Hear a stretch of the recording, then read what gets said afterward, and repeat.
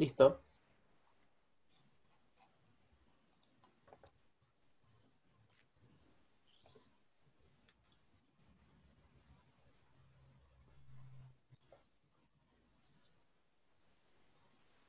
Empiezo.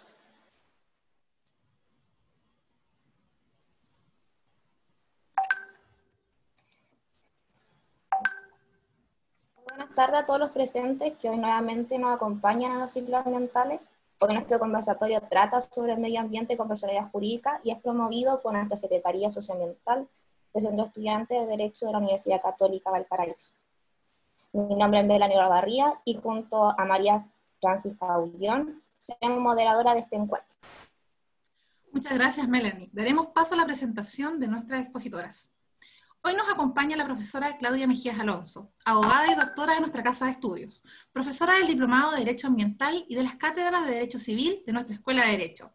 Ha realizado diversas publicaciones de artículos en revistas y ha publicado obras tales como Derecho Real de Dominio y Acción Reivindicatoria, Posesión y Acciones Posesorias, La Resolución por Incumplimiento, su procedencia y efectos, entre otras publicaciones y proyectos en los que participa. También acompaña la profesora Magdalena Prieto Pradenas, abogada y doctora de nuestra Casa de Estudio, directora de los Diplomados de Derecho Ambiental y Contratación Pública de nuestra universidad, así como profesora de Derecho Ambiental y Administrativo de nuestra escuela.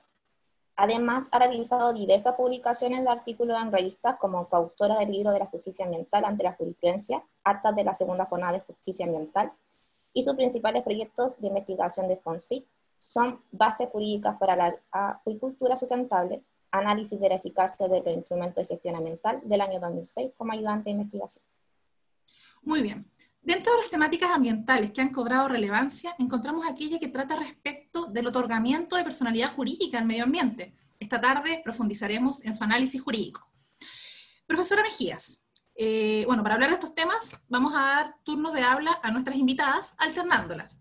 Profesora Mejías, ¿usted considera que el otorgamiento de personalidad jurídica ayudaría en la protección del medio ambiente? ¿Sería una medida efectiva y necesaria dada la actual crisis ecológica a nivel nacional? María Francisca, yo soy bien disruptiva, lo siento, no puedo evitarlo. Primero voy a hacer un par de aclaraciones. Yo especialista, así como especialista en derecho ambiental, no. ¿Ya? Primera prevención.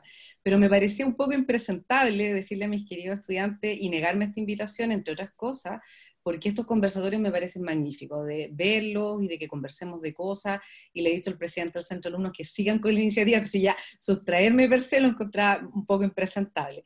Aquí la especialista en Derecho Ambiental es Magdalena. Yo colaboro normalmente en el diplomado, pero en el ámbito de la responsabilidad ambiental, y desde ese prisma, en el fondo tengo conocimiento, mi memoria de pregrado también la hice en responsabilidad medioambiental, y siempre hemos estado ahí medio emparentados. ¿Ya? Esa es una primera prevención. Y la segunda es que cuando a mí me invitan a este conversatorio, a mí me gustaría saber, y por eso digo que le voy a generar un factor disruptivo aquí, es ¿por qué tendría, o sea, qué perseguimos con otorgarle personalidad jurídica al medio ambiente? Porque si lo que está detrás es proteger al medio ambiente, creo yo, y el Magdalena, por supuesto, es la experta en la materia, se puede conseguir por otros cauces. Desde la perspectiva tradicional, cuando nosotros, ¿verdad?, hemos hablado de la personalidad jurídica, más allá de que presupone, ¿verdad?, su otorgamiento, un reconocimiento constitucional o legal, lo hemos vinculado a ciertos atributos. Fíjense que ni siquiera en este momento estoy pensando única y exclusivamente en una visión antropocéntrica, que por cierto es la que a mí normalmente me ha guiado. Creo que por sobre todas las cosas, la protección va de la mano del respeto y la dignidad de las personas, pero más allá de eso es porque hay ciertos derechos y ciertas garantías que consagramos. Entonces, cuando uno mira estas constituciones que han establecido el reconocimiento de calidad, entre comillas, de sujeto de derecho al medio ambiente, lo hacen por reconocimiento de tradiciones, ¿ya?, que tiene que ver con los pueblos originarios y la importancia que ellos le han dado a la tierra, a la Pachamama, cómo se han visto históricamente violentados como pueblos originarios, y viene esta necesidad de reconocimiento, de no anular sus creencias. Pero claro, cuando nosotros estamos en la Constitución actual, donde se consagra el derecho a vivir un medio ambiente libre de contaminación, resguardado, ¿ya? Y lo que quiero decir con esto es, no creo que tengamos la mejor política medioambiental, si eso es cierto, pero no sé si lo que queremos ganar o lo que queremos perseguir va de la mano de otorgarle personalidad jurídica al medio ambiente. Entonces mi pregunta es, ¿para qué? Cuando ustedes se preguntan y estamos conversando de reconocer esto, ¿para qué se lo vamos a reconocer? ¿Para resguardarlo? Porque, o le vamos a permitir que actúe, porque si usted me habla a mí de persona jurídica, sea esta con fines de lucro, sin fines de lucro, como nosotros lo entendemos, es para que actúe relevantemente en el derecho. Y que vamos a crear un organismo que actúe por el medio ambiente, que se autoproteja, o eso es un deber que tenemos todos, y cuando digo todos, por cierto, la autoridad, pero nosotros también. Sí, en el fondo lo que está detrás de poner en riesgo el medio ambiente es la vida de todos nosotros. O sea, yo creo que paulatinamente hemos ido tomando conciencia. Yo no sé si ustedes vieron las noticias el fin de semana, cuando se ve cómo el calentamiento global y cómo se van derritiendo los glaciares, y me dice cómo esto va a impactar la calidad de vida de todos nosotros y cómo estamos poniendo en riesgo nuestra propia subsistencia como especie. O sea, hay un tema mayor. Entonces, mi pregunta inicial es a todos ustedes, ¿no? Y cuando pensamos en reconocerle este carácter de sujeto de derecho, ¿qué es lo que perseguiríamos? Porque insisto que la categoría como tal está pensado en alguien que puede actuar en el ordenamiento jurídico. Y es una actuación que tiene que ver con el reconocimiento a su vez de derechos. Entonces, el derecho hoy día está concebido como un medio ambiente libre de contaminación, que nos tenemos que preocupar, sí, que nos tenemos que ocupar, sí, pero le vamos a otorgar personalidad jurídica, ¿para qué? Y ahí viene el retrueque a ustedes. Me imagino que esto no estaba en el modalidad del conversatorio, pero cuando a mí me llega la invitación, ¿verdad? Yo digo, bueno, pero ¿para qué quieren otorgarle a ustedes personalidad jurídica? O sea, ¿qué es lo que se persigue con esta visión detrás? Porque en el caso de los animales, fíjense, que puede que yo no lo comparta del todo, uno podría entender el para qué. Hay una visión, por último, más clara, en el sentido último de poder identificarlo con una entidad que tiene algún correlato con algo, porque el medio ambiente, incluso el medio ambiente definido entre nosotros, no sé si alguien tiene a la vista la noción que prevé la ley 19.300, el medio ambiente es todo, pues son la sociedad, incluso las relaciones, ya que socialmente tenemos las interacciones. El medio ambiente hoy día no está definido simplemente como componentes naturales, sino que como componentes humanos. Los pueblos indígenas forman parte del medio ambiente. Entonces, no sé de qué estamos hablando, para serles bien honesta, detrás de este reconocimiento de personalidad jurídica. El medio ambiente, como lo entendemos nosotros en la legislación actual, el medio ambiente mirado como protección de recursos naturales, y si es de protección de recursos naturales, se justifica entender que le vamos a otorgar personalidad jurídica, y ahí agradecería mucho las aclaraciones de ver en qué están pensando, para que podamos discutirlo luego con una perspectiva jurídica. Muy buena su acotación, profesora Mejía. Dejamos en todo caso abierto nuestro chat para aquellos asistentes que quieran responder también. Vamos a dar paso a la profesora Magdalena Prieto. Ya. Gracias. Bueno, aprovecho también de agradecer la invitación, ¿cierto? Al igual que la profesora Mejía. Me parece que estas instancias siempre son buenas para conversar, por eso, igual que la profesora, a mí me parece que este tiene que ser un diálogo, no tanto entre la profesora y yo, ¿cierto? Sino que ojalá que sea un diálogo colectivo y que todos los que estén interesados puedan activar el micrófono y puedan ir comentando también, ya no solo también preguntando.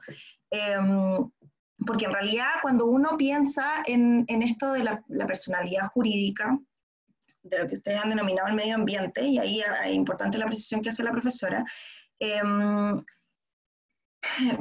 claro, esto nace hace varios años atrás como una corriente relacionada con, o que se denomina, ¿cierto?, los derechos de la naturaleza, ¿ya? Entonces, ojo ahí primero, por ejemplo, con el título de el medio ambiente con personalidad jurídica, porque en realidad la verdadera corriente, ¿cierto?, o lo que realmente se apunta acá es, y en algunos casos, ¿cierto?, del derecho comparado, lo que se ha hecho es otorgarle cierta personalidad jurídica o cierta institucionalidad, ¿cierto?, o ciertas posibilidades de autogobernanza a elementos de la naturaleza, ¿ya? Y esto es porque lo que se ha buscado es transitar de esta visión antropocéntrica, en donde el ser humano, y piensen ustedes en el mismo concepto de medio ambiente que señala la profesora, ¿cierto? Es lo que todos tenemos en mente cuando pensamos en nuestra Constitución y en la Ley 19.300, no es este medio ambiente en donde son todos los elementos que componen el entorno, porque el medio ambiente se entiende, ¿cierto?, desde un punto, desde una vida en particular y de ahí a su entorno. Lo que se busca acá, ¿cierto?, no es otorgarle personalidad jurídica entonces a un medio ambiente, porque lo que se busca es transitar de una mirada antropocéntrica a una mirada ecocéntrica, ¿cierto?, y por lo tanto entregarle protección a la naturaleza, ¿ya?, que es uno de los elementos de lo que se entiende por medio ambiente. Por eso es que muchas veces se hace esta distinción en el derecho comparado, por ejemplo, en Ecuador, en la Constitución de Ecuador, se habla y se le otorga esta protección a la naturaleza, se reconoce a la naturaleza como un sujeto de derecho, y además hay un derecho al buen vivir, ¿cierto? Además ahí hay una relación del hombre, ¿cierto?, con el medio ambiente, por un lado, y el reconocimiento de la naturaleza como un sujeto de derecho. Entonces, finalmente lo que se intenta es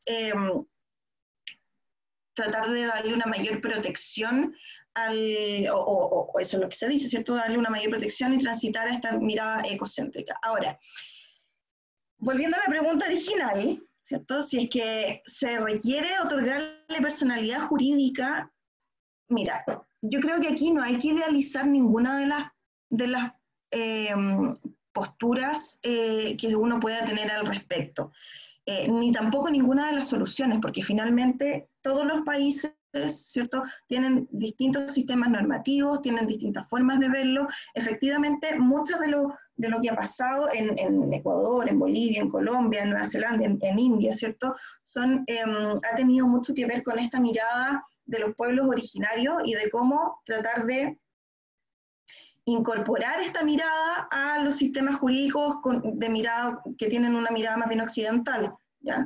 Entonces, lo que se busca, ¿cierto?, y como solución, son soluciones que han ido avanzando en casos específicos, como en el caso del río Waitangi, ¿cierto?, en Nueva Zelanda, que son casos muy puntuales, casos muy específicos que van dando soluciones a problemáticas y a conflictos jurídicos y socioambientales, ¿cierto?, específicos. Entonces, darlo como una solución genérica para todo, como que eso va a ser lo ideal o la panacea como para poder otorgar una mayor protección al medio ambiente, a mí me parece que no necesariamente va a ser así. Pero probablemente sí puede hacerlo a lo mejor en algunos casos puntuales. Ahora, más allá de si esto es reconocido en la Constitución, ¿cierto?, o no, o más allá del tipo de Constitución que vayamos a tener el día de mañana, si lo reconoce o no lo reconoce a la naturaleza como sujeto de derecho, a mí me parece que para aumentar la protección ambiental, lo que se requiere es primero un cambio de mentalidad, ¿cierto?, relevante. Y por eso digo que a lo mejor no hay que idealizar, porque tal vez sí sea la respuesta a lo mejor para casos particulares en torno a ir cambiando un poco esa mentalidad de tender a una mayor protección y voluntad política. Y de hecho, piensen ustedes lo que ha pasado en Chile, por ejemplo, cuando sí ha existido voluntad política. En ninguna parte de la Constitución se habla del cambio climático, y en ninguna parte, incluso de la ley, es fácil encontrar referencias al cambio climático y sí, en el derecho internacional, ¿cierto?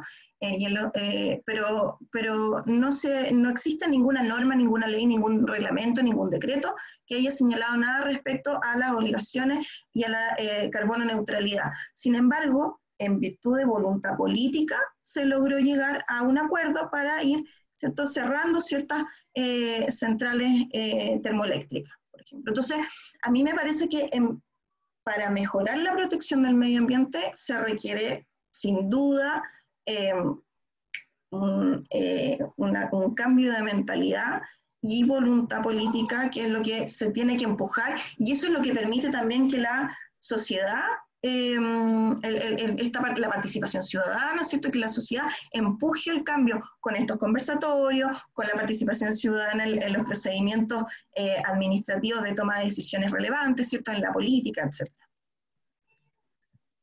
me voy a callar ahora para que podamos seguir conversando y dialogando y que esto no se convierta en un monólogo. Pero profesora, una pregunta. ¿Cómo ustedes creerían que sería como un buen inicio para tener un cambio en lo legislativo para poder proteger mejor el medio ambiente, por así decirlo, o los recursos ambientales? Porque están muy escasos. Si no me equivoco, hace una semana se agotaron los recursos a nivel global que vendrían siendo para este año. Entonces, ¿cuál sería una mejor forma de protegerlo? Yo creo que hay varios, aquí el tema requiere de intervención de expertos.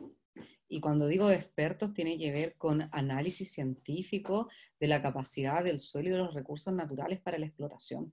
Y yo creo que de eso nos hemos ido dando cuenta, ¿verdad? Hay un tema bien polémico ahí a propósito de la Contraloría, de ir parando, ¿verdad?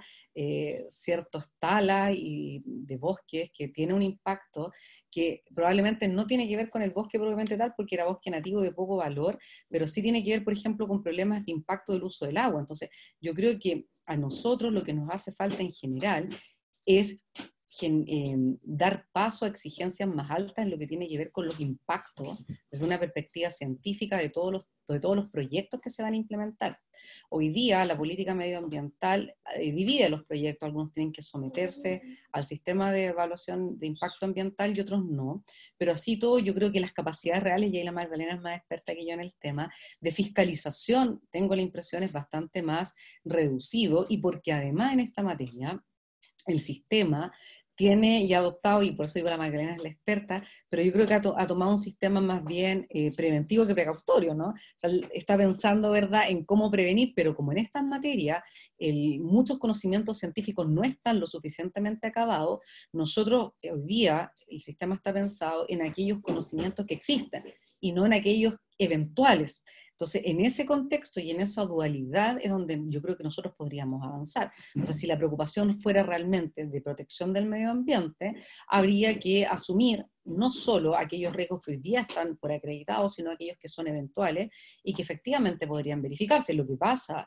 es que uno no puede perder de vista que esto tiene que ser equilibrado, porque nosotros no somos un país que pueda dedicarse a proteger 100% al medio ambiente y asumir ese costo, porque hay un desarrollo económico que está detrás y eso no lo podemos perder de vista.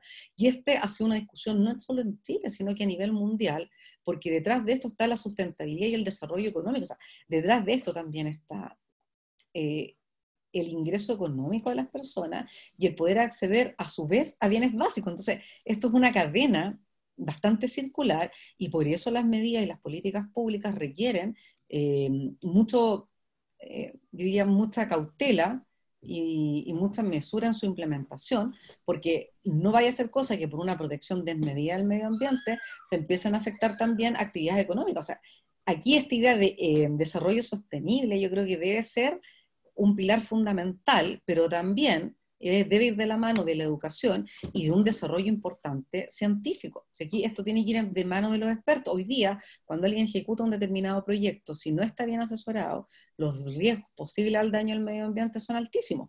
Y cuando digo bien asesorado, estoy pensando probablemente en tener que aumentar el estándar de diligencia que se exige, que va a ir más allá de las normas hoy día que probablemente vengan impuestas a nivel reglamentario.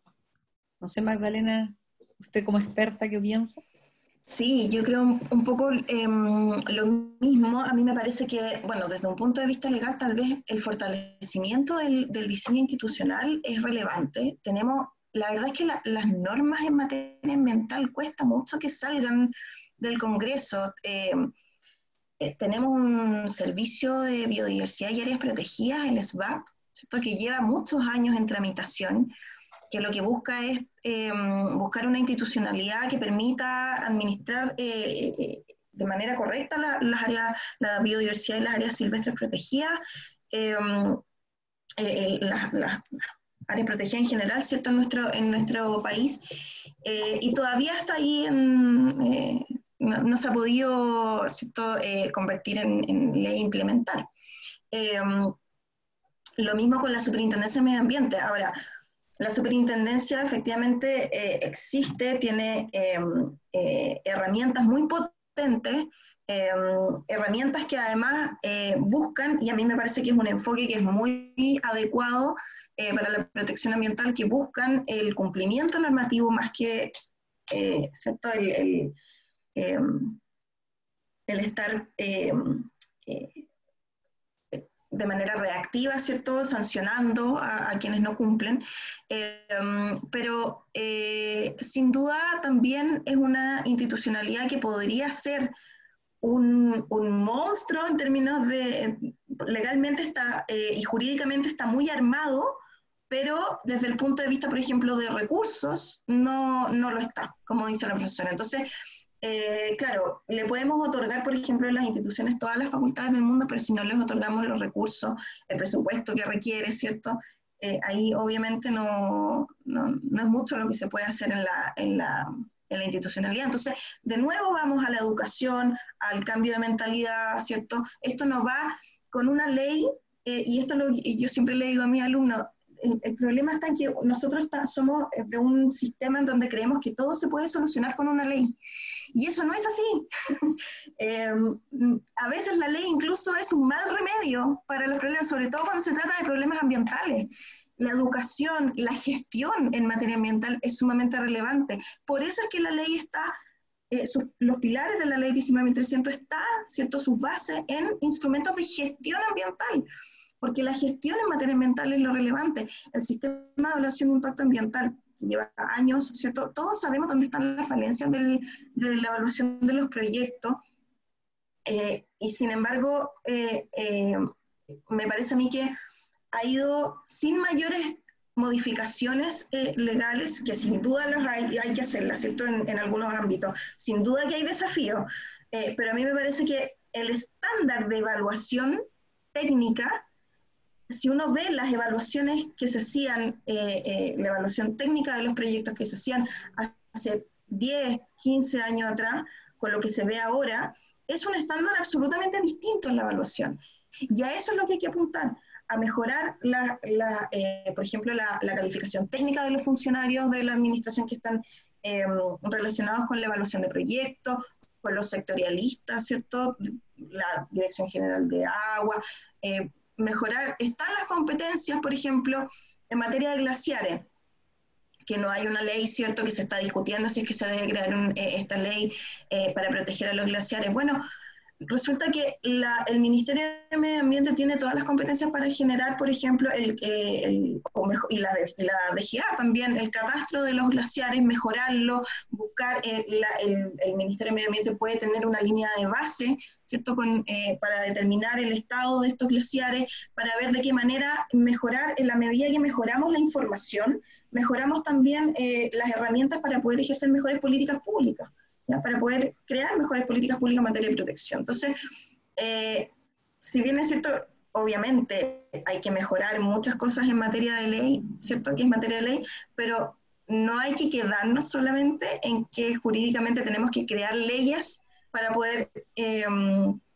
mejorar la protección ambiental. Y lo mismo con el tema de la Constitución. Probablemente hay que hacer ajustes, sí, en la Constitución. Y yo creo que en eso son pocos los que estiman que no hay que hacerle ningún ajuste a la Constitución. Pero hay que ver, como dice la profesora, que esos ajustes sean equilibrados, ¿ya? Porque el desarrollo sustentable tiene 3 aristas. Entonces, y esas 3 aristas tienen, ¿cierto?, lo social, lo económico y lo ambiental, tienen que estar, son equidistantes y están en una misma posición, ¿ya? Muy bien, profesoras. Vamos a dar paso a las preguntas del público. Ya hay 2 preguntas, Andrés Oliver y luego José Manuel Valdivieso. Andrés, cuéntanos, ¿cuál es tu pregunta esta tarde? Gracias. Bueno, primero decir que coincido con el equilibrio que plantea Profesor Mejías, es también complejo, esa protección del medio ambiente, pero sin paralizar la economía. Yo siempre dudo el primer ministro de Canadá, que no es santo de mi devoción, pero tenía una frase bastante inteligente, que decía que no puede haber crecimiento económico sin protección al medio ambiente, así como no puede haber protección al medio ambiente sin crecimiento económico. Son 2 cosas que no pueden subsistir a largo plazo una sin la otra. Y ahora dejo de redundar y voy a mi pregunta. En realidad para quien quiera responder.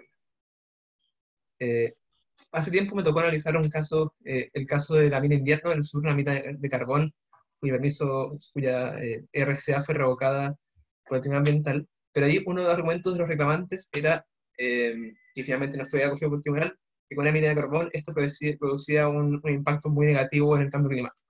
Y el tribunal razonó que eso no procede, porque en el fondo eso no es más que una obligación internacional de Chile, que él no puede aplicar directamente. Y ese ha sido un poco el criterio de los tribunales y de la administración cuando se invoca en general el tema del cambio climático en relación con los proyectos.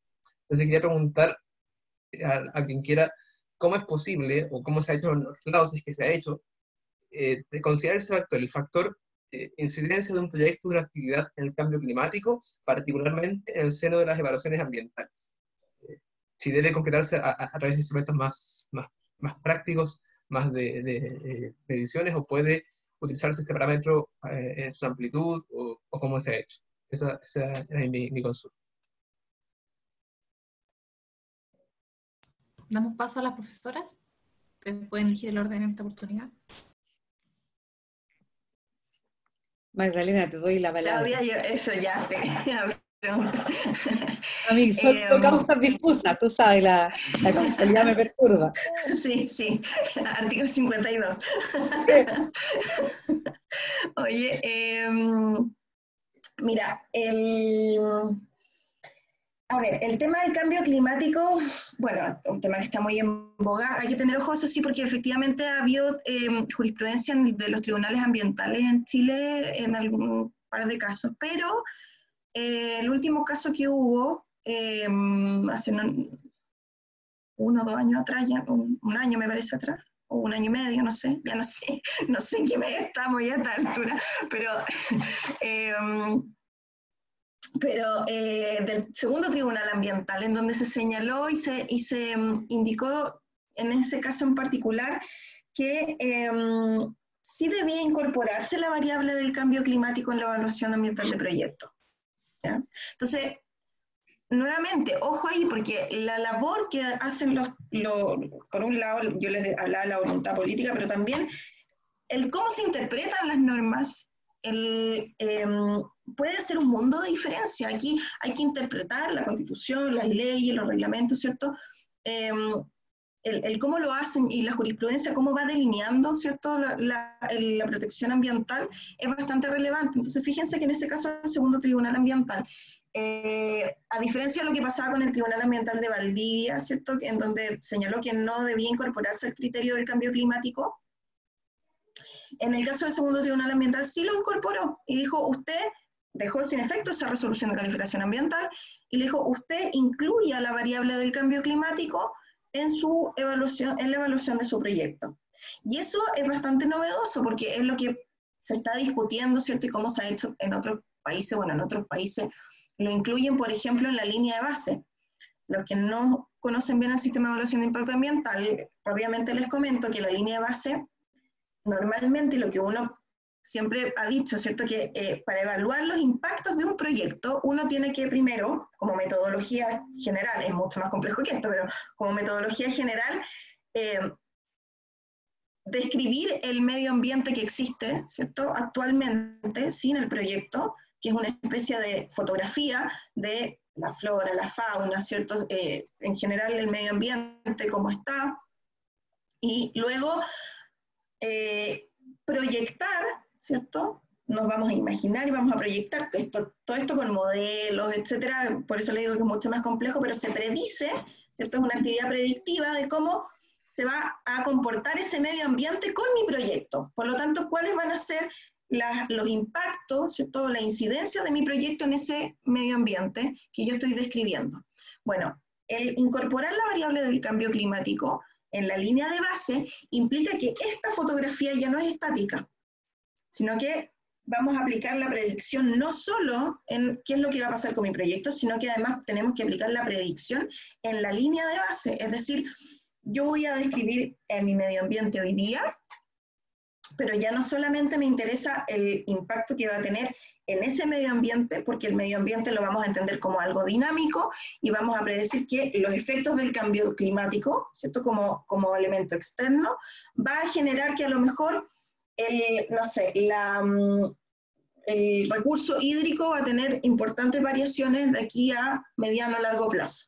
Y entonces vamos a tener que incorporar en la evaluación del impacto ambiental no solamente el impacto hoy día, sino que el impacto también en esta línea de base futura, ¿ya?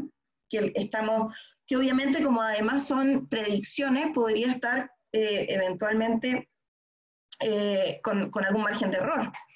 Entonces, eso va generando también mayores incertezas en la evaluación, pero por otro lado podemos aumentar el nivel de protección ambiental. Lo que pasa es que eso se tiene que complementar muy bien con medidas posteriores para ir modificando esa resolución de calificación ambiental y flexibilizándola en el tiempo para poder ir corrigiendo esos márgenes de error que se pueden haber dado en la evaluación. Entonces, por un lado, ¿cierto?, se podría implementar la variable del cambio climático en la línea de base, pero lo que se ha dicho también y donde se incorpora hoy día principalmente es en los planes de emergencia y de contingencia, ¿ya? Y ahí se habla más bien de una variable del cambio climático desde el punto de vista de las medidas de adaptabilidad, ¿cierto? Las medidas de adaptación al cambio climático. Cómo los proyectos se deben adaptar a la variable del cambio climático. O sea, porque obviamente probablemente a lo mejor vamos a tener, ¿cuándo habíamos visto estos remolinos, estas turbas, ¿cierto? ¿Cómo se llaman? Trombas marinas, no sé cómo se llaman. Pero cuando hace no muchos años atrás, yo me acuerdo cuando era chica, no era tan fácil como ahora ver, por ejemplo, estas tremendas marejadas en la zona costera, que hoy día son mucho más normales, a lo mejor ciertas inundaciones en ciertas zonas, etcétera. Entonces, cómo se adaptan los proyectos y las medidas que deben adoptar los proyectos en estas contingencias también son parte de una variable de adaptación al cambio climático, y eso también se incorpora en la evaluación de los proyectos. Muy bien. Profesora Mejía, ¿quiere agregar algunas palabras o damos paso a la siguiente pregunta? Chicos, me dice mi conexión inestable, voy a parar la cámara porque yo sé que es más fome, pero genera ahí yo en el sector en el que vivo, la verdad que no tengo muy buena señal. Si quieres pasamos a la otra pregunta. La verdad que de mi perspectiva el problema que tiene el cambio climático son los problemas de causa, como le decía a la Magdalena, que es la parte más compleja, ¿no? Que hay una pluralidad de causas que inciden. Entonces, de mi perspectiva es muy difícil entrar a medir, y por eso la única posibilidad es anticipar, ¿no? Y generar control desde esa perspectiva. Porque muy bien, profesora. el resultado final es muy complejo. Muy bien, vamos a dar paso a José Manuel para que haga su pregunta, posteriormente a Juan Manríquez, y tenemos una pregunta por el chat interno también, a propósito de las primeras temáticas que estaban analizando. Damos paso a José Manuel. Muchas gracias, Fran. Bueno, primero que todo, agradecer a las profesoras por su presencia, por su participación. Creo que una instancia muy entretenida. Por lo mismo también felicitar a la Secretaría Socioambiental por desarrollar el conversatorio. Y quería hacer una consulta particularmente respecto, a ver, como contexto, hace un tiempo me tocó estudiar el Plan de Prevención y Descontaminación Atmosférica para Quintero y Puchuncaví, a propósito de la contingencia, de la emergencia que hubo el año pasado. Y algo que en realidad me llamó mucho la atención era que para este tipo de situaciones, que si bien finalmente el desarrollo de los planes de contingencia que van a cargo de órganos administrativos, eran órganos que dependen exclusivamente de los ciclos políticos. Vale decir, bueno, de hecho lo que está contemplado por lo menos en el documento es que es el delegado regional presidencial quien decreta los episodios críticos con colaboración del Ceremi de Salud, y al mismo tiempo quien los tiene que gestionar, que por lo pronto es una figura que aún no existe. Entonces mi pregunta era, uno, si es que consideran que es correcto que finalmente cuestiones tan técnicas quedan a la deriva de figuras que son políticas y más encima dependientes de los ciclos políticos. Y por otro lado, si consideran que existe una importancia o qué rol juega quizás el avanzar en medidas de descentralización para dar respuesta a los problemas locales en términos de contaminación ambiental. Eso como primera pregunta, y como segunda pregunta, quizás ya más de opinión personal, ¿qué, qué opinión les merece en cuanto a la efectividad que ha cumplido la acción de protección con respecto al derecho a vivir en un medio ambiente libre de contaminación? ¿Qué impacto, si ha sido efectivo finalmente o resulta efectivo que particulares recurran por la vía de la acción de protección como forma quizás de hacer una contribución al medio ambiente cuando lo hemos afectado en causas que son más bien particulares? Eso. Muchas gracias, José Manuel. Vamos a dar paso a las profesoras. A ver, José Manuel, yo creo dos cosas ahí. Yo creo que usted tiene mucha razón en el enfoque. Yo creo que ese fallo con relación a todo el problema de Quintero, que venía hace muchísimo tiempo, es demostrativo de que temas tan importantes deben estar alojados en organismos que son técnicos. Y volvemos al inicio del conversatorio, o sea, que en el fondo el manejo de estas temáticas necesariamente tienen que ir de la mano de grupos que sean especialistas. Ahora bien, si podríamos generar un órgano autónomo que sea 100% técnico, yo creo que sería el mejor de los mundos, y que tuviese, ¿verdad?, un control y una fiscalización, y que hubiese una coherencia, y que realmente llegara ahí gente que tenga una especialidad. Y a partir de eso, efectivamente, generar organismos individuales más o menos equivalentes a lo que se hizo con los tribunales ambientales. Ustedes saben que no tenemos tribunales ambientales en todas las regiones, pero que tienen un ámbito de competencia mayor, porque no somos un país rico, pues también hay que ser realista, ¿verdad? Y tiene que ir de la mano de aquellas zonas donde se generan más proyectos que causen y puedan causar, en teoría, ¿verdad?, impacto ambiental. Entonces yo creo que en un mundo ideal, ya que estamos soñando en los mundos ideales, ¿verdad?, sería altamente eficiente contar con organismos técnicos. En Chile hay gente especializadísima en temas medioambientales, y que debieran ser ellos los encargados de analizar y fiscalizar los proyectos, de ver realmente su impacto, porque hoy día, más allá de una buena voluntad política que exista o que no exista, dependiendo del caso, ¿verdad?, se van generando muchos aspectos que son de desidia. Pues aquí en el fondo habían claros componentes de omisión de obligaciones, ¿ya? Efectivamente podemos conformarnos con que el problema es de una infinidad de causas y que es imposible determinar, pero técnicamente y científicamente sí es posible determinar. Entonces, eso obliga a tener un mayor resguardo. Y con relación a su segunda pregunta, a mí nunca me ha gustado, a mí yo no soy alma del derecho civil, ¿no? El recurso de protección para el medio ambiente, porque si yo creo que una de las gracias que tuvo la ley 19.300 que no tuvimos antes, y que todas las reformas posteriores, que yo las valoro enormemente, han puesto su eje en el medio ambiente. El recurso de protección, al final del día, sigue mirando a los particulares. Que es lo mismo, fíjense, que pasaba antes con la lógica de la acción de reparación del daño al medio ambiente, cuando los particulares podíamos pedir la reparación. Pero primero era, me valgo del daño ambiental para reparar mi patrimonio. Hoy día el sistema está casado en el sentido de que primero ejerza la acción, reparemos el daño ambiental, y si usted también se ve afectado, bueno, también puede pedir, pero es un juicio posterior a la determinación del daño ambiental. Entonces, yo creo que el establecimiento del recurso de protección, y para los casos en que se ha ocupado, si uno analiza los recientes, creo que tiene muy poco que ver con una protección real y efectiva del medio ambiente. Y porque, si usted lo mira, o lo miro yo, la protección del medio ambiente tiene que ser a priori y no a posteriori. A posteriori es muy poco lo que podemos hacer realmente. O sea, ya podemos reparar, pero la gracia sería poder generar un desarrollo económico con protección anterior al medio ambiente, o sea, antes de que el daño se produzca, o sea, que seamos capaces realmente de minimizar los efectos adversos que produce el determinado proyecto, que es al fondo lo que aspira la ley. Lo que pasa es que faltaría, por así decirlo, y ahí debiera ser los énfasis, una institucionalidad que haga realmente operativo los márgenes que ya están previstos en el ordenamiento jurídico. Y por eso mi pregunta inicial era, ¿le vamos a otorgar personalidad jurídica para qué? Si es para protegerlo, ¿no sería mejor robustecer lo que ya tenemos de cara a un organismo que sea realmente técnico y que pueda aportar en la tutela y protección del medio ambiente? Y en ese sentido, José Manuel, yo creo que su pregunta es bien interesante, porque parece ser que allí debieran concentrarse los esfuerzos.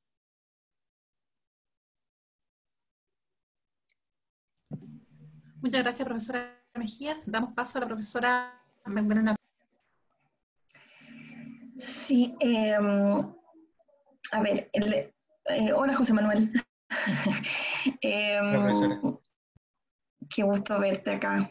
A ver, lo que pasa es que yo ahí coincido con la profesora Mejía en términos de que efectivamente hay que robustecer la institucionalidad técnica, pero a mí me parece que no es posible y no es malo tampoco, no es posible abstraer de ciertas decisiones a las autoridades políticas, ¿ya?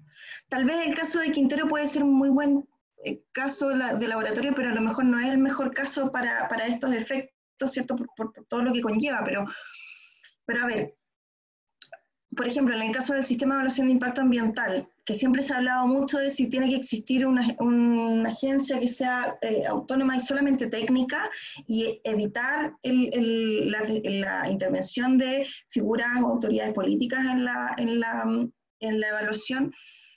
Fíjense que yo no soy partidaria de eliminar una parte política. A mí me parece que pueden convivir muy bien los dos, ¿ya? Porque hay decisiones que sí son políticas y que está muy bien que lo sea. Si, el aprobar grandes proyectos en una zona tiene un componente político también, ¿ya? No hay que ser ingenuo en eso, digamos. Entonces, estamos hablando, por cierto, de la buena política, ¿ya?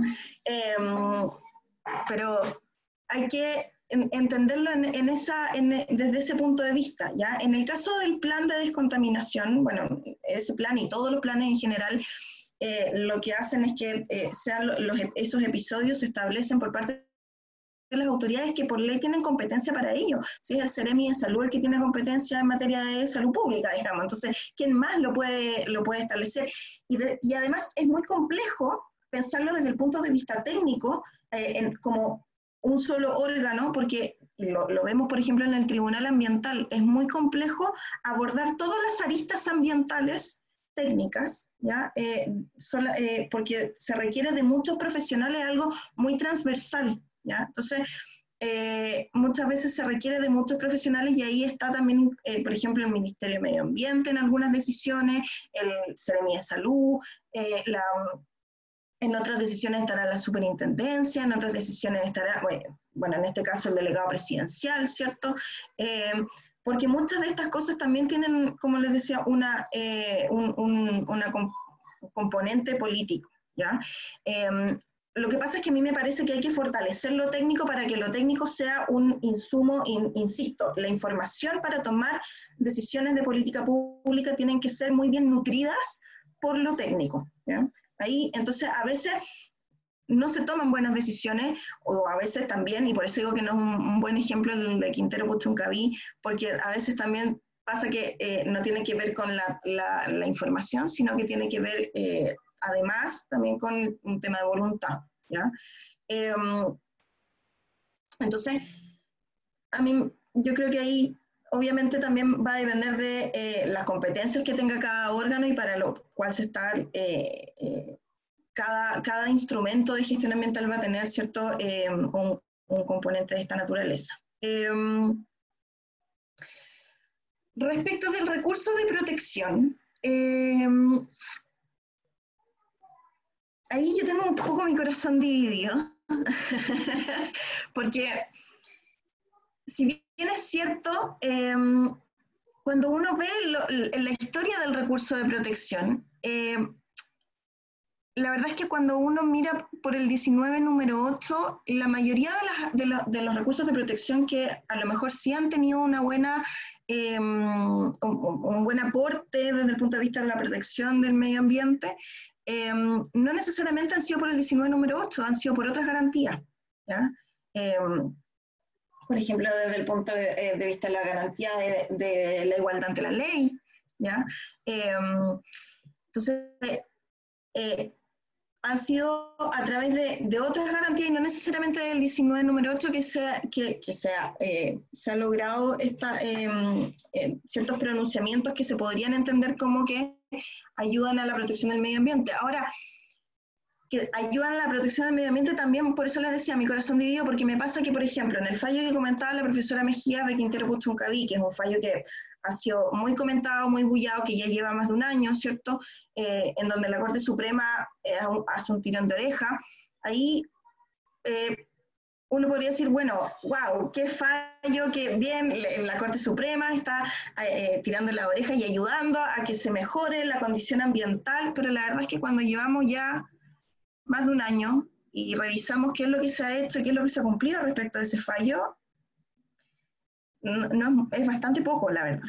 Entonces, puede quedar como un fallo para enmarcarlo, pero en la práctica, la verdad es que no sé si ha sido producto del recurso de protección que efectivamente se ha visto una mejora. Leía hoy día, ayer, no recuerdo, que parece que había estaban diciendo las autoridades que se habían reducido en un 80% la contaminación en ese lugar, ¿cierto? Y otras personas decían que se mantenían los episodios críticos. Pero en definitiva, no sé, yo creo que ahí, por ejemplo, en el caso nuevamente de la Corte Suprema, fue la Corte Suprema la que le dijo a la Superintendencia de Medio Ambiente, usted vaya y fiscalice, no importa que ahí no haya resolución de calificación ambiental, no importa que ahí no hayan instrumentos de gestión ambiental asociados a su competencia, usted tiene que ir con su competencia fiscalizadora y controlar qué es lo que se está haciendo ahí. Entonces, bueno, podría tener alguna incidencia el recurso de protección, pero la verdad es que se ha disminuido bastante, sobre todo también con la existencia de los tribunales ambientales. Entonces, tal vez si mejoramos el acceso a la justicia y robustecemos la competencia de los tribunales ambientales, a lo mejor podemos llegar en un tribunal además especializado con un componente de composición mixta, ¿cierto? Podemos a lo mejor llegar a mejores resultados que con el propio recurso de protección. El recurso de protección, dejémoslo para lo que es, ¿ya? Y no para tratar de intermediar en conflictos socioambientales cuando no hay realmente la vulneración de una garantía de por medio.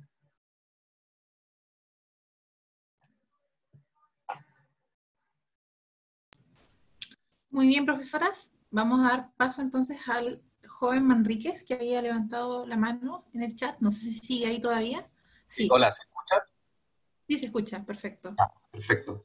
Nada, quería partir diciendo que estoy totalmente de acuerdo que, como dijo la profesora Mejías, que un órgano, y la profesora Magdalena también, que un órgano especializado sería lo más óptimo para resolver la situación, pero, y voy a continuar discrepando un poco a lo que dijo la profesora Mejía respecto a que Chile no es un país rico. Yo creo que Chile, debido a sus condiciones geográficas extensas, tiene 1,5 millones de mercados posibles y actividades económicas que se pueden desarrollar a partir del medio ambiente como lo conocemos, y ahí respecto a eso claramente vamos a tener un choque con lo que dice Valdivieso, que es el tema de lo político-económico con lo pro medio ambiente. O sea, finalmente lo podemos ver hoy en día, que tenemos una ministra del medio ambiente que es directamente una empresaria que tiene vínculos confirmados con Ventanas, por ejemplo, que los intereses políticos detrás de eso, los intereses económicos de unos ciertos grupos que finalmente se manifiestan con cada gabinete que va llegando a la política, terminan influyendo en las políticas medioambientales del país. Entonces, no sé, mi pregunta respecto a esto, porque vemos que un tratado internacional finalmente, como sería el Tratado de Escazú, que últimamente se ha hablado mucho, que no se ha podido, que no lo han ratificado, a pesar de que Chile estuvo entre los primeros países intervinientes en postular este tratado, no siempre generan los efectos que uno espera. Un tratado internacional no significa que necesariamente en la legislación del país que lo ratifica se van a cumplir esas garantías.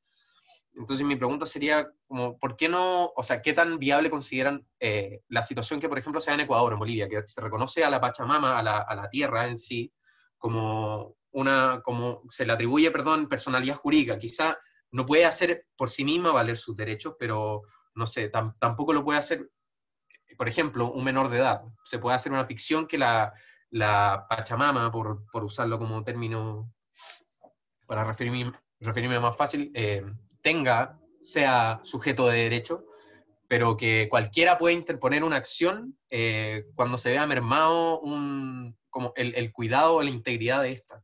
Que lo dejo para el orden que prefiero responder. Muy bien, vamos a dar paso a las profesoras. No sé cómo prefieras tú, Claudia. Estaba silenciada.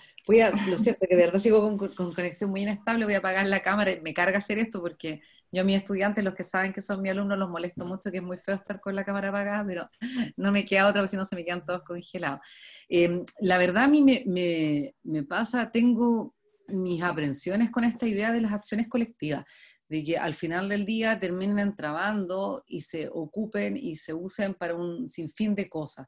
Yo insisto que si lo que está detrás es la protección del medio ambiente al final del día, no sé qué tanto ganamos efectivamente con otorgarle una categoría de sujeto de derecho que tradicionalmente entre nosotros, y no solo por una cuestión tradicional, tiene una finalidad distinta. Pues en el fondo la gracia, a diferencia, no me parece analogable el tema de un menor de edad, porque entre otras razones el menor de edad sí se le reconocemos una actuación, o sea, cuando decimos que es un incapaz, lo estamos mirando solo en la perspectiva patrimonial, o sea, de que vaya a celebrar un contrato de compraventa, pero ustedes saben que tenemos una serie de tratados internacionales donde al niño, niña y adolescente, o sea, hasta ese distingo, tiene un derecho que se manifiesta en sus relaciones personales, como el interés superior que tiene, el derecho a ser oído, o sea, es una serie de otras facultades muy distintas, entonces nos vamos a sentir, es como, perdonando la expresión, pero es como vamos a ser todos capitanes planeta, o sea, en el fondo cualquiera que sienta que el medio ambiente se siente amenazado, vamos a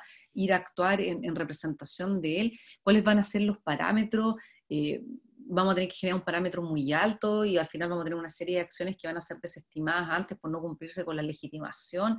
O sea, nosotros no somos de una cultura de acciones colectivas. Piensen que incluso los pocos ámbitos en que tenemos acciones colectivas, se me viene a la mente por mi deformación, el ámbito de consumo son colectivas entre comillas, ¿no? Se protegen intereses colectivos, pero el que actúa es uno solo. Entonces, no sé, a mí habría que estudiarlo más, no es mi especialidad, pero no me convence el tema de generar una categoría, si lo que yo únicamente persigo es proteger el medio ambiente, porque si lo único que yo persigo con el otorgamiento de esta personalidad jurídica es protegerlo, creo yo que podríamos tener mecanismos alternativos que sean mejores. No sé, mi experta en derecho ambiental. No, yo coincido que es complejo porque lo que ha pasado, por ejemplo, en Ecuador o en Bolivia, que es donde están de alguna manera reconocidos, ¿cierto?, estos derechos de la naturaleza, es que, claro, se le da a cualquier persona es defensora, ¿cierto?, y puede representar de alguna manera a la naturaleza, pero el problema que pasa es que cuando todos somos, en este caso, ¿cierto?, los defensores, en realidad nadie es. Entonces, ¿qué es lo que pasa? Que finalmente queda ahí, porque hay que encontrar a una persona que sea realmente interesada, ¿cierto?, en esa defensa en particular, y que esté realmente dispuesta en este interés a acceder a la justicia con todos los costos que eso significa, ¿cierto?, para representarlo. Entonces, es bastante complejo porque finalmente uno ve que no siempre prosperan. Lo mismo pasa, por ejemplo, en el caso en los otros casos donde, bueno, no se ha reconocido en la Constitución, pero sí se le ha otorgado personalidad jurídica y se ha reconocido derechos de la naturaleza en el caso de los ríos principalmente, ¿cierto? En Colombia, en Nueva Zelanda. Que ahí por un lado también hay que estudiarlo bien porque los problemas que se generan por un lado es que tienen derechos, pero ojo que también hay otra cara de la moneda. Entonces, como personas jurídicas también pagan impuestos, también hay obligaciones. ¿Qué pasa si el río crece y genera daños y perjuicios? ¿Qué pasa, cierto, si alguien se ahoga en el río, cierto, porque producto de, no sé, cualquier situación natural, cierto? ¿Qué es lo que pasa en esos casos? ¿Quién responde porque es el río el que tiene que responder. Entonces, ¿cómo se financia eso? ¿Cómo se autogobiernan? ¿Cierto? Sabemos, en el caso, por ejemplo, del río Waitangi, que es como uno de los más típicos, ahí o sea, lo que dice Andrés, ¿cierto? Efectivamente hay que demandar al río para que indemnice los perjuicios, pero bueno, ¿y el río de dónde saca entonces cómo lo va a indemnizar a usted el río? Entonces ahí se tiene que crear toda una institucionalidad que me parece a mí que además es bastante compleja, porque en el caso del río Waitangi y la mayoría de estos casos, ¿cierto? En Colombia también, cuando se ha creado una institucionalidad compleja compuesta por pueblos originarios, ¿cierto? Por representantes, son los defensores, me parece que es la palabra, los guardianes, ¿cierto? Que se componen tanto de autoridades locales, representantes locales y también de los pueblos originarios en conjunto. Entonces, claro, hay que ver también el territorio, el componente social que hay detrás de esto. O sea, imagínense lo que va a hacer también para autogobernarse, el poner de acuerdo a todas estas personas en Chile, por ejemplo, ¿cierto?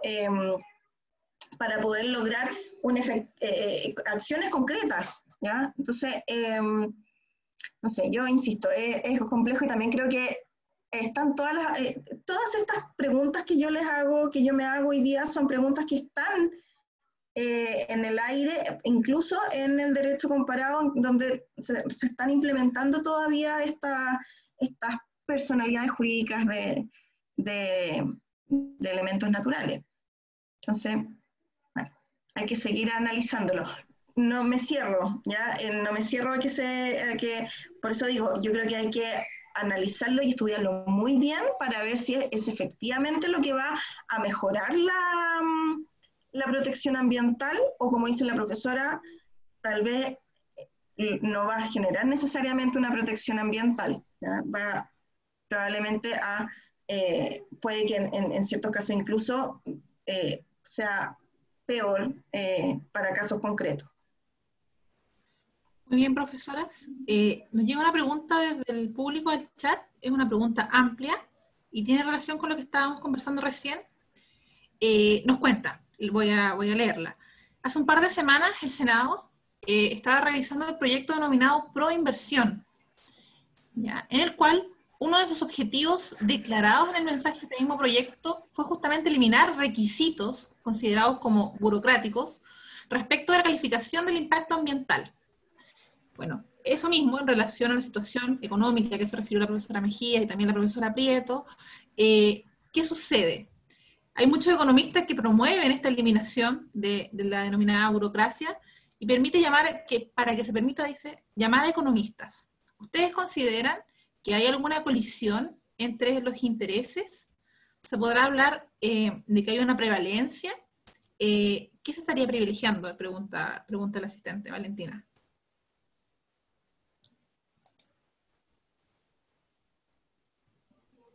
Desconozco el proyecto de ley, así que me cuesta pronunciarme con un texto del que no he leído, pero si yo mirara esto dentro del marco constitucional que hoy día tenemos, yo diría que no hay una prevalencia directa. O sea, piensen que si ustedes lo miran, el derecho más emblemático desde la perspectiva privatística, ¿no?, que tenemos, es el derecho de propiedad.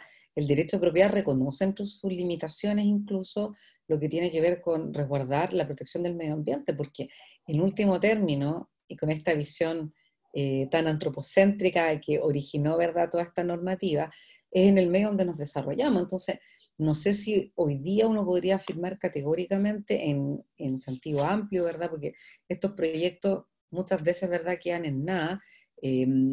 Uno pudiera afirmar que en el sistema normativo hay una proyección, una inclinación por una libertad económica a costa del desarrollo sustentable o a costa del medio ambiente. Yo creo que no es así. Ahora, el proyecto en sí mismo, cómo está concebido, tal vez, insisto que como no lo he leído, no me podría pronunciar categóricamente con relación a él. Pero a nivel macro de Constitución y la normativa que actualmente tenemos, yo creo que no es una afirmación que en principio podría sostenerse, que se desprenda. Otra cuestión es la interpretación que se dé, otra cuestión es la aplicación efectiva que se pueda dar, donde uno puede advertir falencia. ¿Profesora Magdalena? Sí. más allá del proyecto de ley y de todos los proyectos de leyes que han existido, porque no era el único, había un proyecto de ley también que al parecer se desinfló, ¿cierto? Que tenía que ver con la modificación del sistema de evaluación de impacto ambiental como herramienta. A ver, en la evaluación siempre se da esta tensión, ¿cierto?, entre el titular del derecho, el titular del proyecto, la ciudadanía en general, en la participación ciudadana, ¿cierto?, y en general el tema de la protección ambiental. Yo insisto ahí que más allá de si hay más o menos burocracia, lo que hay que modificar, y lo decía un poco la profesora, es el cómo interpretamos las instituciones, ¿ya? En el caso del sistema de evaluación de impacto ambiental, tenemos que pensar que el servicio de evaluación ambiental no es un servicio neutro, ¿sí? La institucionalidad ambiental tiene una finalidad clara, que es la protección al medio ambiente. Hay deber del Estado específicos establecidos en la Constitución en términos ambientales. Y por lo tanto, todo tiene que interpretarse en base a eso, ¿ya? En base a esos deberes constitucionales y en base a lo que tiende a la protección del medio ambiente. Entonces, a mí me parece que efectivamente ahí, y volvemos a lo que decía la profesora al principio, en todo tiene que existir proporcionalidad. Y el problema y lo que trata de hacer este proyecto en términos generales, ¿cierto? Es como dice ella, a lo mejor eliminar la burocracia, porque efectivamente también eso ha generado mayores problemas ambientales, ¿ya? Y mayores conflictos socioambientales. Hay proyectos que se han demorado 6, 7, 8, 9 años entre que se evalúan, entre que se van se reclama, ¿cierto?, en la instancia administrativa, luego en la instancia judicial, llegan a la Corte Suprema, se retrotraen, se vuelven a evaluar, volvemos con el mismo circuito, ¿cierto? Y eso lo que muchas veces va incrementando en una zona es precisamente los conflictos socioambientales. Se van alimentando estos conflictos socioambientales y se va, y esto finalmente lo que se denomina como burocracia, al final va en directo detrimento de una protección ambiental en términos amplios, ¿ya?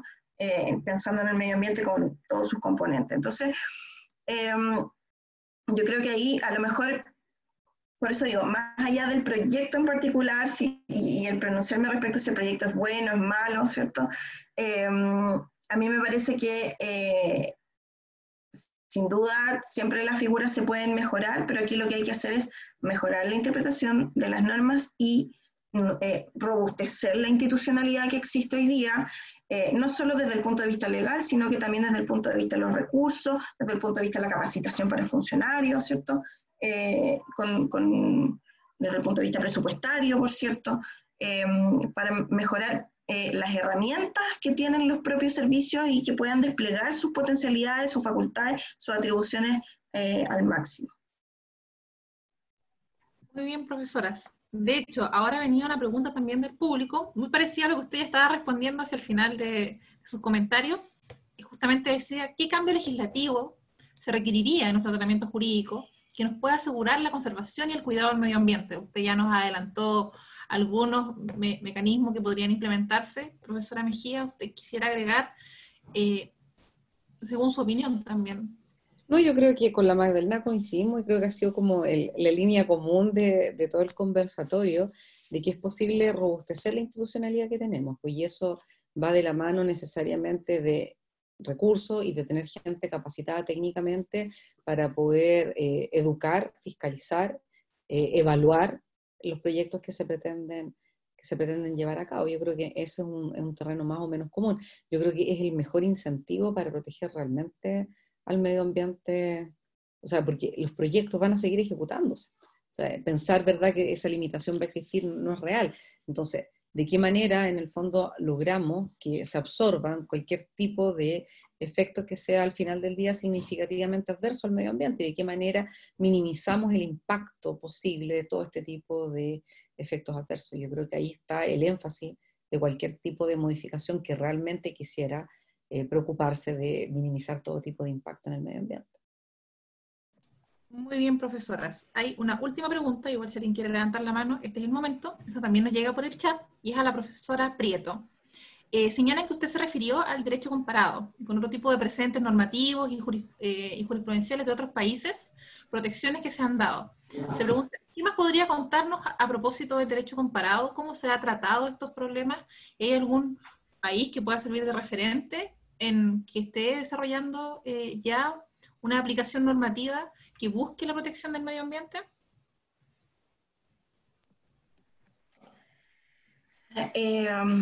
Bueno, yo ya les había comentado, ahí podemos hacer la distinción, como les decía, de que los que han incorporado me imagino que esto va en directa relación con el tema de los derechos de la naturaleza. Entonces, ahí yo les decía que Ecuador, ¿cierto?, que fue bien pionero, y luego Bolivia han sido los países que han incorporado a la naturaleza como sujeto, ¿cierto?, con esta visión de sujeto, de derecho, y también les decía que ha sido bastante compleja su puesta en marcha, su implementación, ¿ya?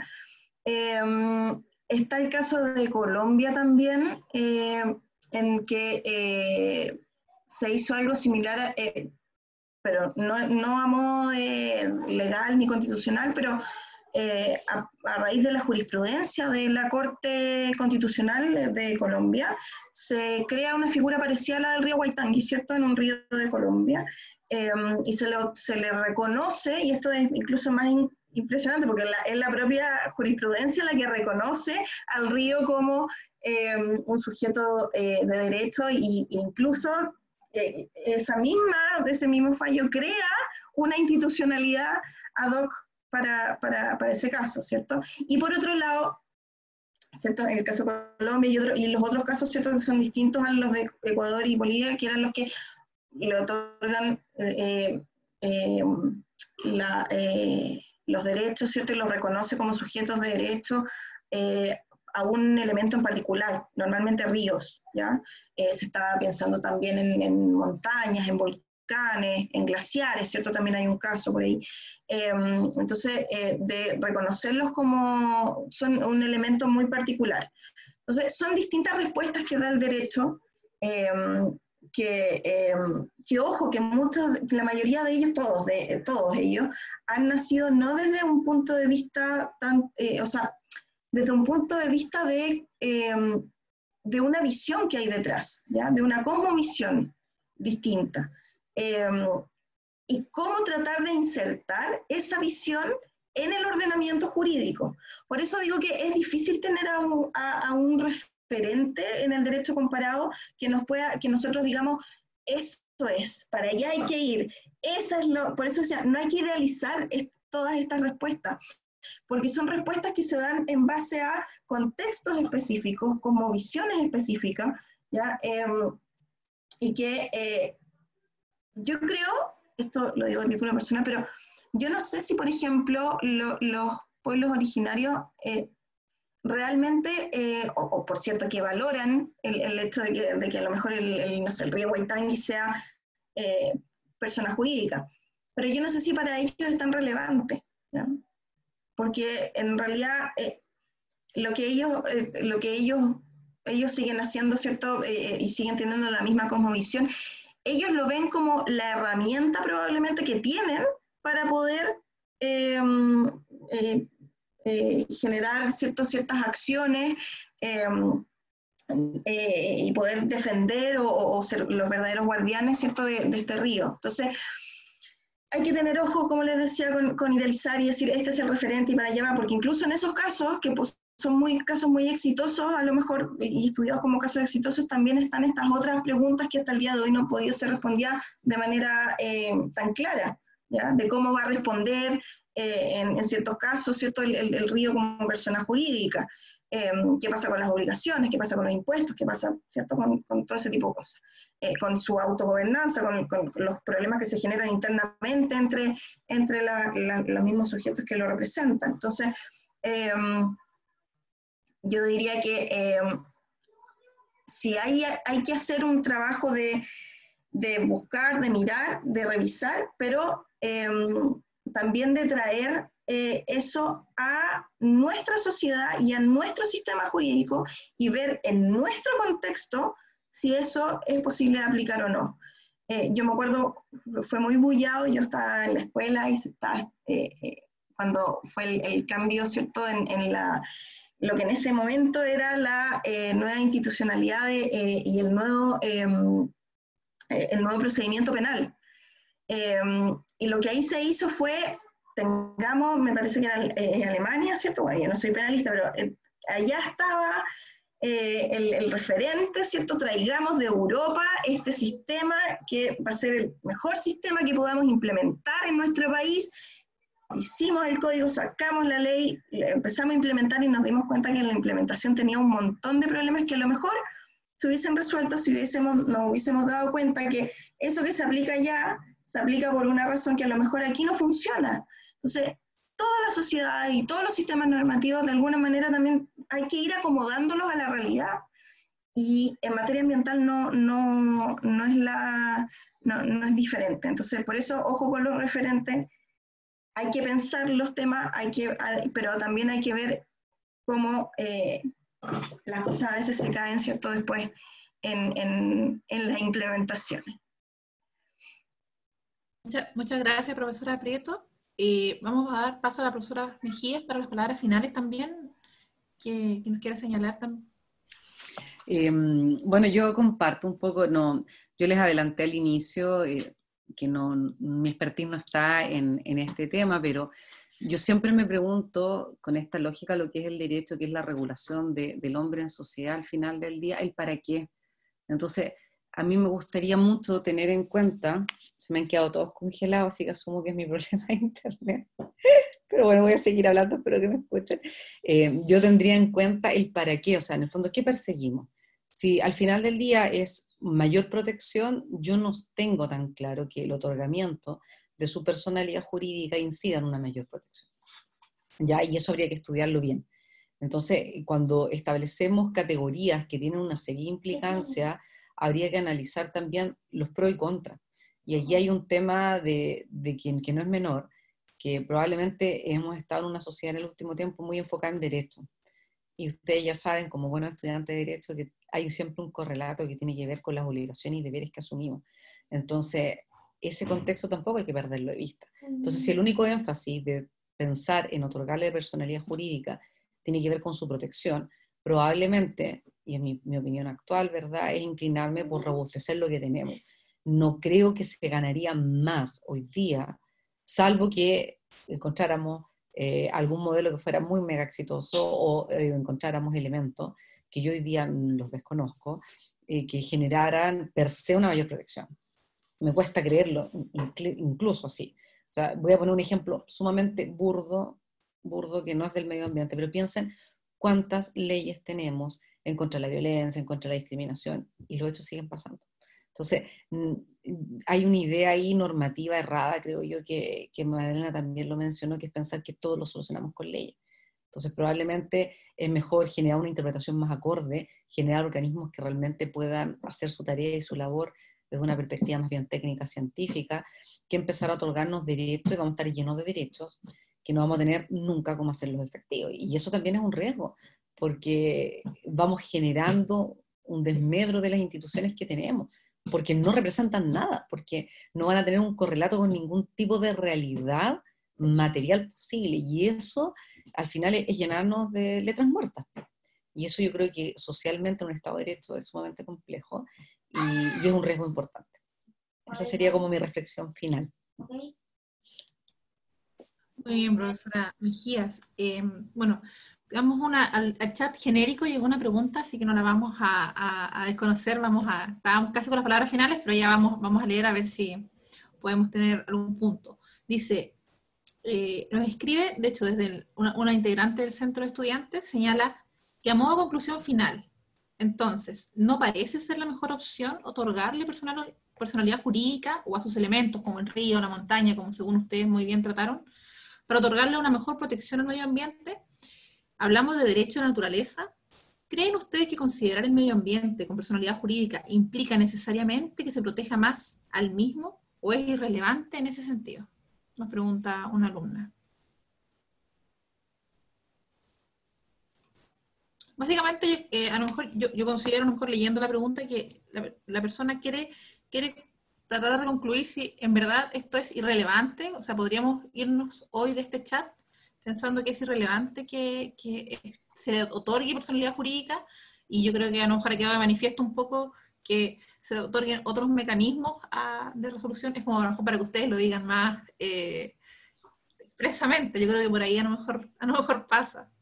Lo que pasa, María Francisca, que sin tener a cabalidad un estudio acabado, es bien complicado emitir una opinión tan tajante, ¿ya? Yo con los antecedentes que hoy día manejo, con los que yo tengo, si el único énfasis posible es la protección del medio ambiente y eso es lo único que ganaríamos, yo me inclinaría en este momento por afirmar y por sostener que es preferible robustecer lo que tenemos y lo que ya todos hemos dicho para no ser más reiterativa. Ahora bien, una vez ingresado de lleno a la discusión, habría que entrar a analizar distintos modelos. Ustedes saben que nosotros tratamos de ser rigurosos y nos movemos por un método científico, y habría que ver, yo no tengo conocimiento de experiencia que se hayan manifestado fehacientemente con que su reconocimiento se traduzca en un mejor medio ambiente, en una mayor protección, en un medio ambiente más sano, porque además, hay un factor que hasta aquí no ha salido, que es que muchos de los problemas de daño al medio ambiente con componentes como el cambio climático, nosotros somos así, una pepita de ají a nivel mundial, donde hay una serie de otros factores que también nos impactan.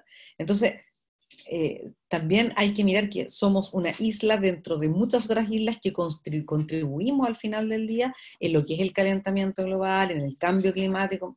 Entonces, insisto que por eso yo creo que no he visto realmente un caso donde el reconocimiento de esta personalidad jurídica se traduzca en algo más allá de cuestiones que son simbólicas directamente, o que se traducen en protecciones que son equivalentes a las que nosotros tenemos con la institucionalidad. Por eso tiene que ver el recelo, no porque crea que el medio ambiente no es importante, o porque, y además tiene un tema ahí con lo que es la personalidad jurídica, ¿no? Con los atributos de la personalidad, con el patrimonio, con todas estas otras cosas que ya hemos conversado, que denotan lo propio de la personalidad jurídica, no solo el énfasis de los derechos. Entonces, ahora, por cierto, si encuentro un modelo que sea muy exitoso, se los comentaré y tendremos otro conversatorio probablemente para mirarlo de otra perspectiva. Como sabe, el otro año estamos acá mismo también. Bueno, profesora, también sus palabras finales para ya, ahora sí, ir cerrando. Agradecemos desde ya su disposición, profesora. Sí, antes que los niños nos cuelguen, miren que yo los tengo aquí con una cara de 35 metros. Un metro me queda corto. Antes que termine la película. No, ya terminó. Sí. Como la segunda ya. No, están acá. Apaga la cámara. Sí, a mí también ya me están mirando aquí con cara, pero tienen hambre ya. Pero ahí está. Bueno, yo un poco también, para no ser reiterativa, volver a insistir de que no hay que idealizar ni que sí ni que no. Efectivamente, como dice la profesora Mejía, hay que estudiarlo con calma y con detenimiento. Y ser un poco más acuciosos como para poder dar una opinión, ¿cierto? Un poco más fundada. No me parece a mí que a lo mejor se puede encontrar alguna otra otro modelo, ¿cierto? Todo esto es como algo bastante incipiente que se está recién empezando a generar, entonces hay que ir buscando, ¿cierto? La verdad es que lo que yo he leído, que tampoco ha sido un estudio tan acabado,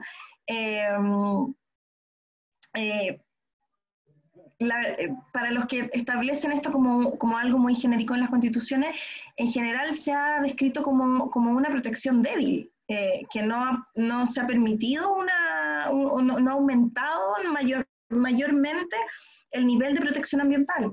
Entonces, por eso digo, hay que tener ojo con Ahora, a lo mejor haciéndole algunos ajustes, por eso digo, hay que revisar bien y analizar bien y estudiarlo un poco más a fondo como para poder dar una respuesta en términos de si es lo mejor o no, hay que mantener y robustecer el sistema. Yo hoy día con lo que he leído, que insisto, tampoco es un estudio muy acabado del tema y con lo que sé al respecto, tiendo a pensar también que es mejor robustecer ciertas instituciones jurídicas antes que establecerlo como la mejor opción, ¿cierto? O la opción ideal, el establecimiento de derecho.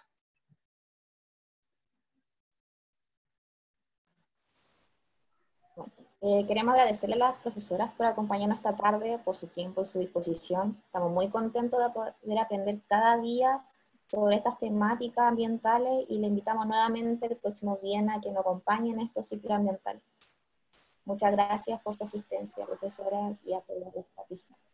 Gracias a ustedes. Gracias a ustedes por la invitación. Me uno a las Chao, palabras de Melanie, agradecerles y recordarle a todos los que están viéndonos que esta charla va a ser publicada, el link, para que podamos revivir para todos aquellos que a lo mejor tenían una colisión de charlas, porque también había otra charla ambiental de otro grupo ambiental de nuestra escuela. Así que ahora estamos en vivo y en directo, pero nos podrán ver a través del canal que publicaremos en nuestro sitio. Muchas gracias. Que esté muy bien, profesora. Gusto verla. Saludos a sus chiquititos. Gracias. Muchas gracias. Muchas gracias, que esté muy bien. Muchas gracias por todo. Chao, Gracias. chicos. Gusto, gracias a todos por la convocatoria.